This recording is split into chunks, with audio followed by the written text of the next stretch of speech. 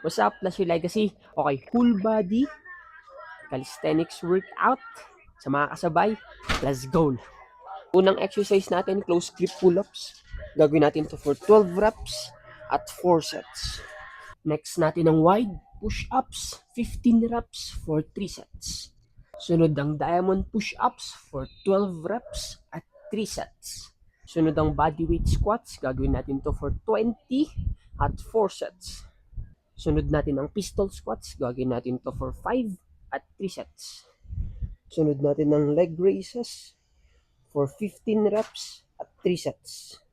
Sunod natin ang L-sit hold, gagawin natin to for 15 seconds at 4 sets. Hollow back hold tayo for 30 seconds at 3 sets.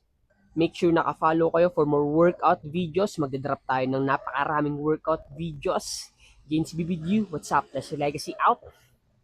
Let's go.